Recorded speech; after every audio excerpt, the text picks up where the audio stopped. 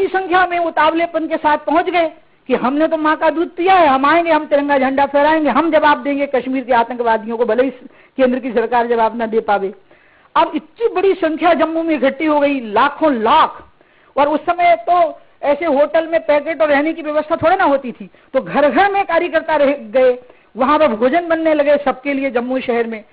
अब फैसला हो गया, सरकार झुक गई। उन्होंने कहा ठीक है, डॉक्टर मुरली मनोहर जोशी के साथ 40 लोग जाएंगे और तिरंगा झंडा फहराएंगे लाल चौक पर। 40 लोगों की लिस्ट बन गई। 40 लोगों में संयोग से एक मेरा भी नाम था कि मैं भी जाऊंगी और वहां पर तिरंगा झंडा फहराऊंगी। तो हम सब तो हवाई जहाज से भेजे जाएंगे, ये तय हुआ। तो जो बाकी के कार्यकर्ता वहां जम्मू में थे वो बोले ऐसा कैसे होगा, हम तो जाएंगे सड़क मार्ग से, हम तो तिरंगा झंडा फहराए बिना नहीं मानेंगे। और वो तो उन्हें शुरू कर दिया, उनकी रवानगी शुरू हो गई। तब ये काम ठाकरे जी को दिया गया कि आपको उन कार्यकर्ताओं को लौटाना है। तो वो श्रीनगर से आगे कोई एक जगह आती, रामनगर या रामपुर, रामवन, वो एक बड़े पत्थर के ऊपर बैठ गए वहां पर, और उनको एक ही काम था सबको लौटाना। और वो बिल्कुल बैठे जम के कि नहीं, आप इससे आगे नहीं जा सकते। और सारे कार्यकर्ताओं को इतनी तटस्थता से वो सुबह से शाम तक वहां पत्थर पे बैठे रहे।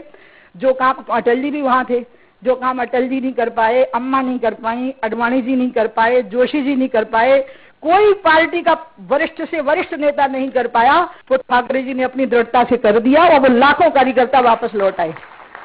फिर तो मैंने उनका कई बार ये रूप देखा कि अब जैसे टिकट डिस्ट्रीब्यूशन हुआ, ओके, अब लिस्ट टंग गई। अब जो उनको नहीं मिला वो तो गुस्से में है ही, तो फनफना रहे हैं। तो अब वो कहां जा रहे। अब उस समय मैं देखती थी कि ठाकरे जी बिल्कुल आसन जमा के बैठ जाते थे, शांत, एकदम शांत। और वो कार्यकर्ता कुछ भी बोले जा रहा, रो रहा, उसकी नाक बह रही, उसके आंसू बह रहे, सही बताती हूँ मैं आपको, छींक रहा, खांस रहा, परेशान हो रहा, अपने परिवार के त्याग और बलिदान का पूरा कोट दे रहा कि कैसा कैसा मैंने किया है। और ठाकरे जी, या कई लोगों को ये बात याद आ जाएगी, और ठाकरे जी शांति से बिल्कुल बैठे हुए हैं, बिल्कुल जैसे भगवान गणेश विराजमान हो ऐसे शांति से बिल्कुल बैठे हुए हैं। और वो बिल्कुल ठंडा हो गया, शांत हो गया। उसके बाद वो चला गया शांत होकर के, और फिर रात को 8-9 बजे ठाकरे जी आराम से उठ के शांति से फिर अपने जाके भोजन किया और शांत होकर बैठ जाते थे, सारी चीज कंट्रोल कर लेते थे। मैंने उनके जीवन में जो दृढ़ता देखी है, और मैं ये कह सकती हूँ, बिल्कुल नरेंद्र सिंह तोमर जी बिल्कुल सही बात कह रहे थे। मैं वहां बैठे बैठे भी उनको ये बात कह रही थी कि मंच पे ये जितने लोग बैठे हैं, शिव प्रकाश जी को और मुरली जी को छोड़ करके, और जो सामने बैठे हैं और जो पूरे प्रदेश में आज सुन रहे हैं, आज तुम लोग जिस पोजीशन में हो वो सब कुशाभाऊ ठाकरे जी की वजह से हो। उन्होंने जिस तरह से अपने जीवन को जिया, और बड़ा स्व अनुशासन था उनका। अनुशासन में उनके दिखावा नहीं था, वो स्वयं बहुत अनुशासित व्यक्ति थे। उनमें अत्यधिक इंद्रिय संयम था। भोजन कैसा है, स्वाद रहित भाव से भोजन करना, असुविधा ना महसूस करते हुए भी किसी भी निवास पे चले जाना, और सरकार रही या ना रही, उनकी जीवन की अदा एक ही रही। सरकार भी आई उनके सामने, सुंदरलाल पटवा जी के नेतृत्व में सरकार बनी मध्य प्रदेश में, लेकिन ठाकरे जी बिल्कुल अविचलित रहे।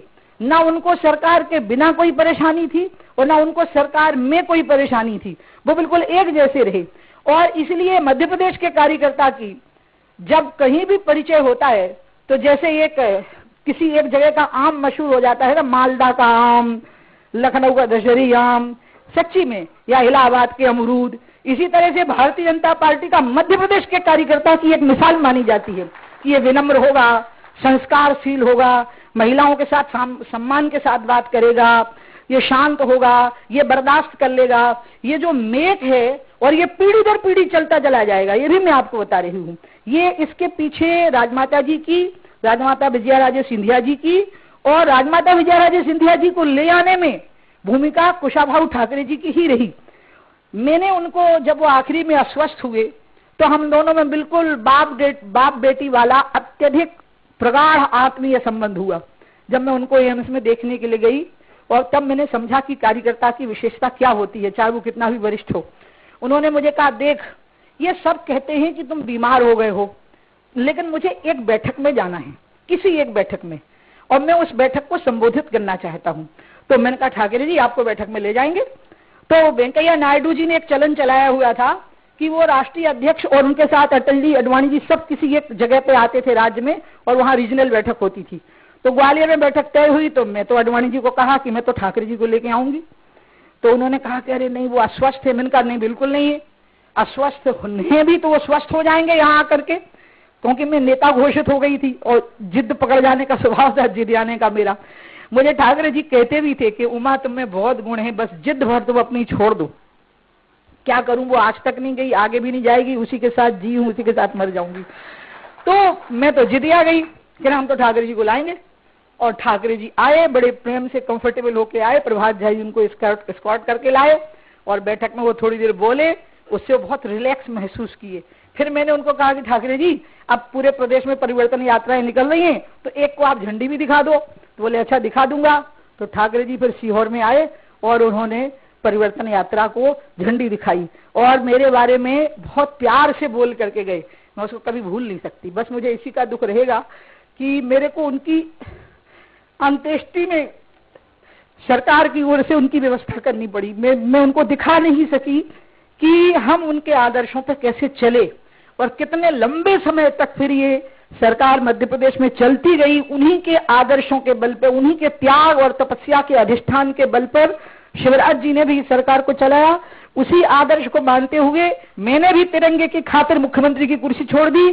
शिवराज जी के हाथ में मुख्यमंत्री की कुर्सी गई, तो शिवराज और नरेंद्र सिंह तोमर की जोड़ी ने मिलकर के ठाकरे जी के ही आदर्शों के ऊपर चल करके जिस तरह से यहाँ पर सरकार चलाने का क्रम जारी रखा, इसको वो कहीं देखते होंगे और हम सबके ऊपर अपने आशीर्वाद की बरसात करते होंगे कि हम उनके आदर्शों से जरा भी विचलित नहीं हुए। आज उनका जन्मदिन है, आज वो धरती पर होते तो वो 100 वर्ष के होते।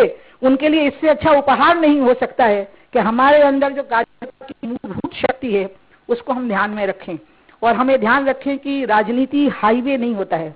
राजनीति बहुत ही पथरीली और बहुत ही मोड़ वाली एक ऐसी पगडंडी होती है जिसमें कि कोई भी एक अप्रत्याशित मोड़ आता है और आपको जाना ऊंचाई की ओर होता है। इसलिए ऊंचे लक्ष्य की ओर ऊपर नजर हो, महान लक्ष्य की ओर, कि भारत माता को परम वैभव तक पहुंचाना है, राष्ट्र को पूरी दुनिया में सम्मान दिलाना है।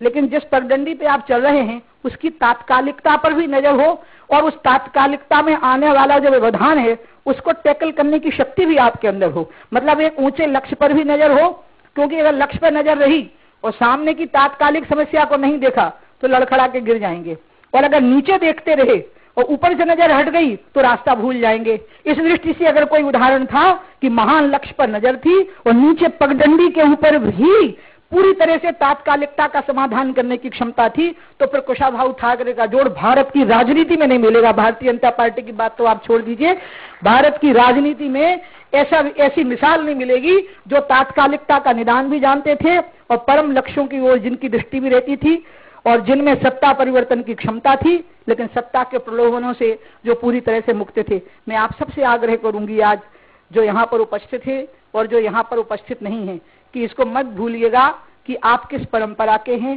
किस कुल के हैं। आप ठाकरे जी के कुल के हैं जिनने अपने तप से इस पार्टी को बनाया। आप राजमाता जी के कुल के हैं जो सत्ता को पलटने की क्षमता रखती थी लेकिन सत्ता पर बैठने की इच्छा नहीं रखती थी। वो चाहती तो 69 में भी सीएम हो गई होती, और वो चाहती तो 89 में भी सीएम हो गई होती। उनमें सत्ता को पलटने की पूरी क्षमता थी, लेकिन सत्ता पर अधिष्ठित होने की उनकी आकांक्षा नहीं रहती थी।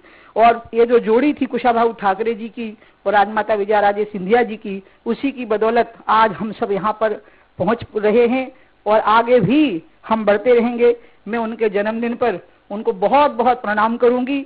और अंत में जैसा कि अंगद ने कहा था रावण के दरबार में, जब रावण ने उसको कहा कि मैं तुझे मार डालूंगा, तो अंगद ने कहा मैं तुझे नहीं मारूंगा। तो रावण ने कहा अच्छा तू बड़ा त्यागी बन रहा है, बड़ा दिल दिखा रहा है अपना। अंगद ने कहा कि नहीं, मैं बहुत बड़ा वीर हूं, अब मैं मरे मराए को नहीं मारता। तो रावण ने कहा कि मैं तुझे मरा हुआ लग रहा हूं, मेरे 20 हाथ और 10 सिर तुझे नहीं दिखाई दे रहे। तो उसने कहा कि नहीं, तेरे को लग रहा है कि तू जीवित है, तू मर चुका है। तो रावण ने कहा कैसे? तो अंगद ने जो कहा वो तुलसीदास ने रामायण में लिखा है कि 14 प्रकार के लोग ऐसे होते हैं जो देखने में जीवित होते हैं लेकिन वो मर चुके होते हैं। वो लगेंगे कि वो जिंदा हैं।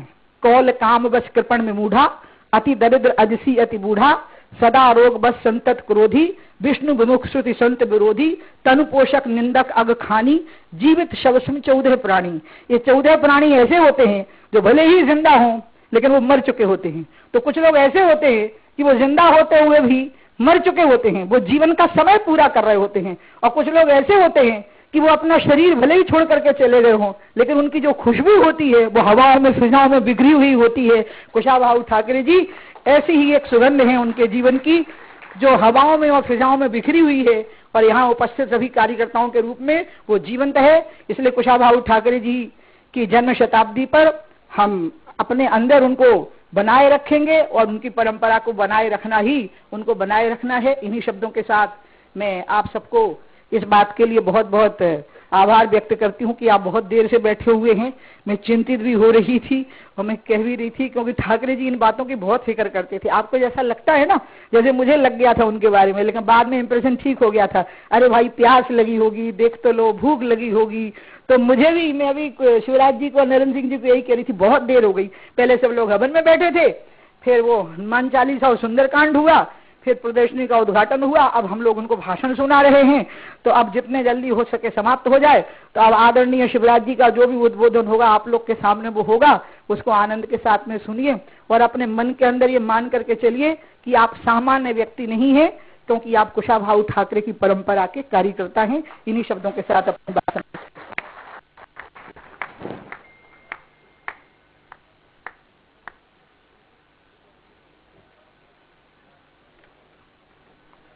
धन्यवाद दीदी। विचारधारा वही संगठन की, संस्कार वही, पर पद्धति और परंपराओं का लगातार विकास नवाचार के साथ में करने वाले हम सबके प्रदेश प्रभारी आदरणीय मुरलीधर राव जी को मैं ससम्मान आमंत्रित करता हूं कि वो हमारा मार्गदर्शन करें।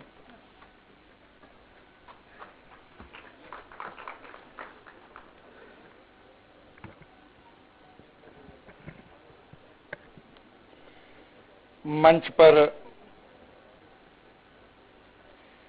जन्म शताब्दी की, कुशाभाऊ ठाकरे जी की जन्म शताब्दी की उद्घाटन के इस कार्यक्रम में उपस्थित आदरणीय शिव प्रकाश जी, राष्ट्रीय सह संगठन मंत्री भारतीय जनता पार्टी, प्रदेश अध्यक्ष श्रीमान विष्णुदत्त शर्मा जी और प्रदेश के लोकप्रिय मुख्यमंत्री माननीय श्री शिवराज सिंह चौहान जी और आदरणीय दीदी साध्वी श्री उमा भारती जी और हमारे प्रदेश के वरिष्ठ नेता और केंद्र सरकार में मंत्री माननीय श्री नरेंद्र सिंह तोमर जी, पार्टी के राष्ट्रीय महामंत्री और पार्टी के वरिष्ठ नेता माननीय श्री कैलाश विजयवर्गीय जी और लोकसभा में मुख्य सचेतक और पूर्व अध्यक्ष प्रदेश के माननीय श्री राकेश सिंह जी और इस अवसर पर मंच सभागार में उपस्थित प्रदेश के संगठन महामंत्री सुभाष जी और हम उनके सहकारी हितानंद जी और वरिष्ठ नेता रघुनंदन जी और इस सभागार में उपस्थित पार्टी के वरिष्ठ पदाधिकारीगण और 57 जिलों में उपस्थित सरकार में मंत्री महोदय और पार्टी के विभिन्न दायित्वों में रहने वाले हमारे सभी कार्यकर्ता भाइयों और बहनों और सभागार में भी और पूरे प्रदेश में भी और मंच पर भी स्वर्गीय कुशाभाऊ जी के साथ काम करने का जिनके पास अनुभव है और जिनके पास ऐसे स्मृतियां हैं, ऐसे बहुत लोग उपस्थित हैं।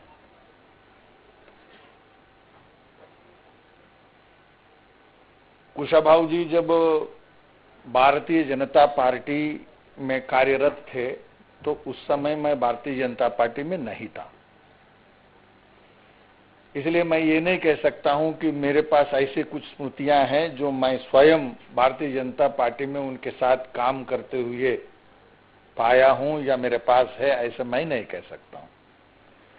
और मैं भी गौरवान्वित हूं कि इस शताब्दी के अवसर पर